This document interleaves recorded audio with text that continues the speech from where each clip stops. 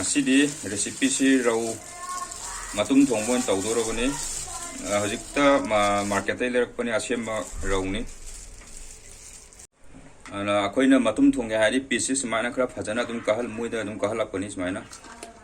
si yara ne sigi size mag yara yara sis tawbada nung chunungai ba chamba loire marinate tawrasi sida aina lawri je chamas ama akoi gi machu se lawjare thum khara hapasi chamas amaga khara hape si pot si gi matung ina aduga sagi aina machu thaki se adu absorb to hange hai tadi black pepper se koina khara hap yaraga di se hana pungkhai mamuk to laga thamaga di yamna phai adu kai gino hai bada nga sagi koina to liba mayam se phajana nga sida absorb to na ba और अदुगा पुंखाय ममुक freeze ता थमगा ताउट्रिनेदा सिदा मयान से आइना तेलो अनि लौजरे आलू मा लौजरे चनम दो खरा खरा चौबा मा गा लौरे सिंग मचेट अमागा लौरे खामेन सिनबसे मतुम थोंबनिना आइना मंगा पिकबनिना मंगा लौजरे अदुगा अकोय हुजि सिन मयान से सेमजल्लासे साम लोरमनिना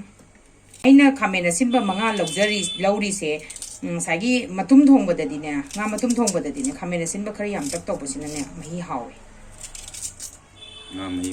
nga mahi hawe sigi chang sida dum soi biro aduga alu je koina matum thongbanina ne chang chang thak trasu yarani si square gi mari thokna ina khaire alu je sigi size ta dum lawrasi aduga chanam ji ri aina khonda phajana sugai rage sing siga chanam siga Ujikan di chanam se mi khara di chanam ga telo ga se grinder da taw ya do yara ga di thaina koi traditional way da koi dum cooking taw na bona se dum su khon tor ga subiyu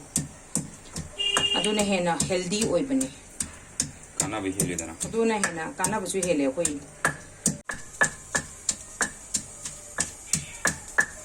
si chang se ya ne ta toi ra ga lo phopi ra se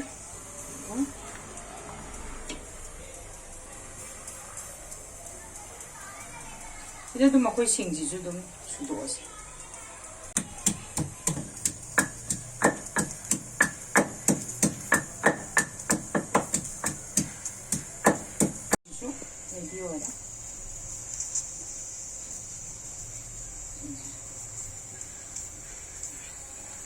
아두가 아이는 시다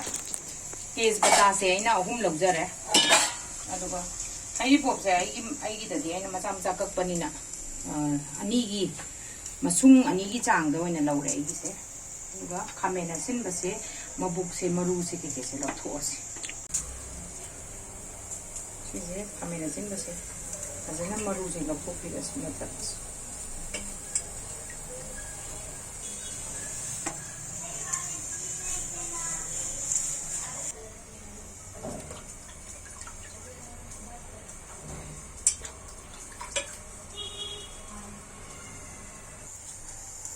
खामेना सिनबा से लोइना बक सेमदो Ogedei copy रसे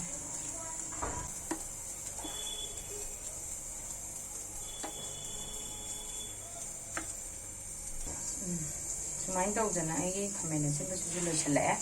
मयान जे सेमबा लोइरे हुजिक मयान सेमबा लोइरबनिना आइना ngasai nga marinate तौरगा थमगिबदो दु यारानि ताउरसे ngasai ने marinate तौरगा थमगिबदो हुजिक लौथोरे हुजिक यारे ताउरनि हुजिक खांग थांगलगे खांग लौरे खांग से साहले खांग से iron का से नाइन लौजरी अखोय मणिपुर दंग आयरन गी खांग लोइ सिजनै सि आमना फबनि सि नोंमदा एटलीस्ट अमुमुक्ति खांग द थोंबिबना फै मसिना अखोय गी हिंजांग सिंग द आयरन हापखत पि अखोय हुजिकति थाव जे रिफाइन लौदबना फै आइना लौजरी से grounded oil the तावदोइनि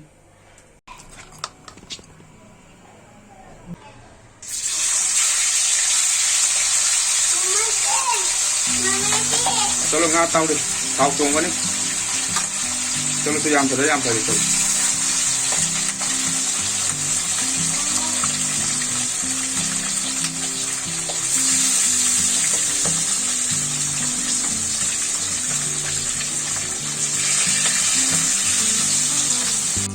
nga se mule aduna ai olani yari goi akoina khabai se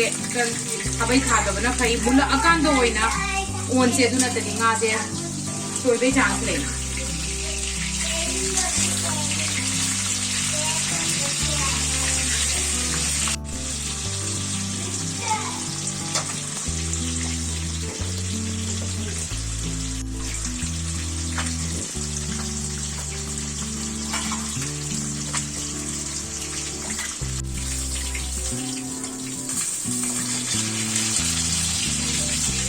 Nanti kita mulai dari tadi yang mundur ke masjid, kalau ada nanti fry tu bukan.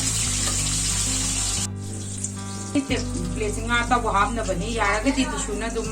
happy o kayak gino dengan lagi tahu hen betul lekuk na bani.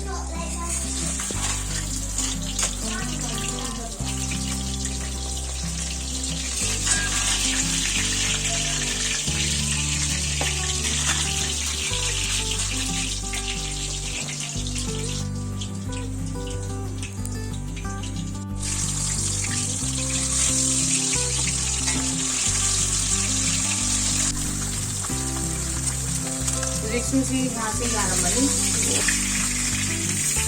Mundore na hai ta de aku so hai pes mai ni yeng ga ne mulle har kan on se ba du na de nga do toy gi ne ba mulla kan do ola ga ne toy roi sima di tang wa li de na khara ga taw ya ma di atai ge mulla ba ni na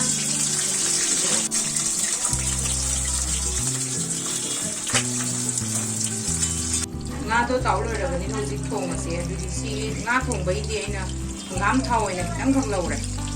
bigi hangam thau ina sidana biu taw badana to pa thau sidana nga taw bo loi re husi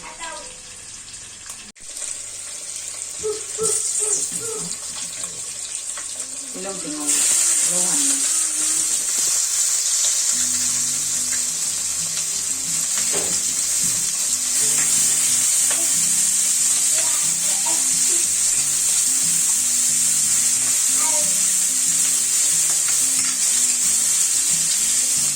Dika na mamuhapa to. Dika na mo. Bala te lo dika mula kanda sa na mamuhapa. Dumuya ni dika hadana munbaw mo bira te.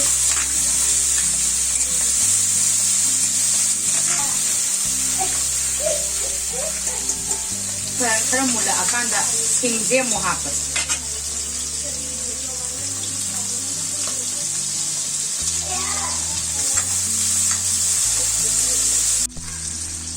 Miti je tangkai sama tangkai mau muhap je miti je ngamanam da nganing nam da na bane miti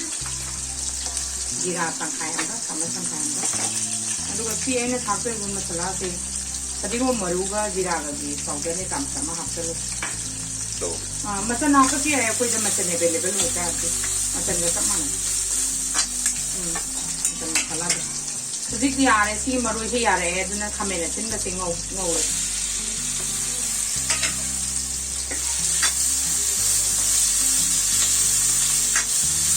खमे न चिन का कोई ना ngो बुंगा तो मतलब दने खरा पजना मुल्ले है बोबो पजना ngो रे बांगा अलू ती खमे न चिन का मुन न ngो रे का ती ना साइ की ना तो बोगी मही तो सी देगी रोज लाउ तो ने ना है ना हाउ बनी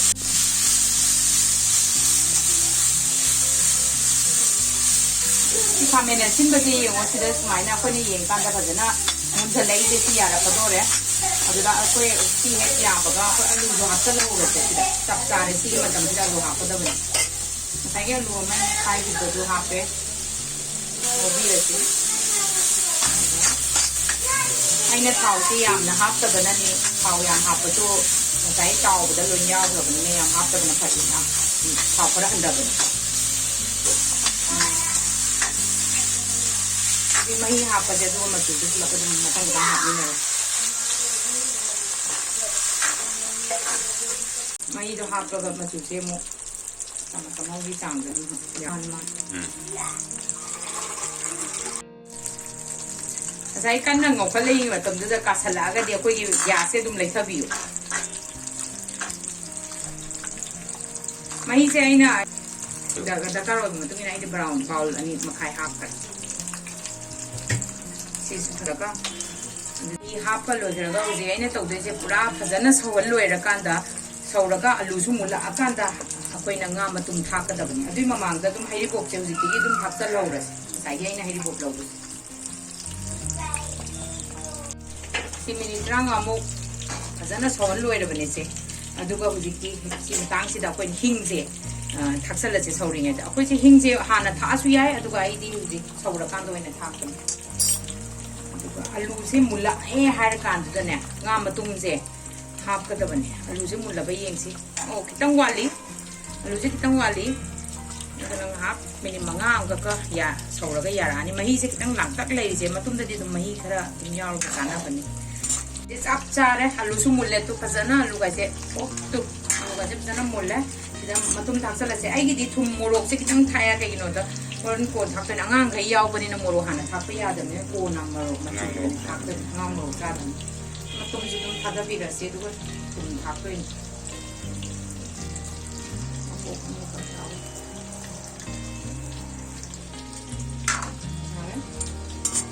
ꯊꯥꯛꯆꯜꯂꯁꯤ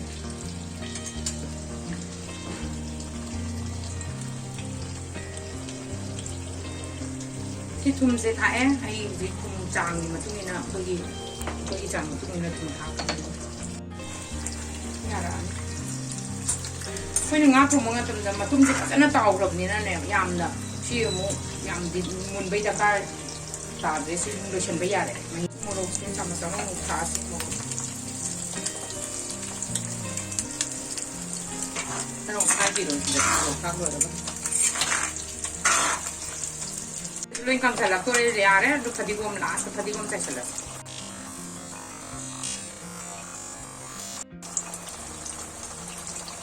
ꯁꯤ ꯂꯣꯏꯔꯦ ꯂꯥꯁꯇ ꯁꯤ ꯂꯣꯏꯔꯦ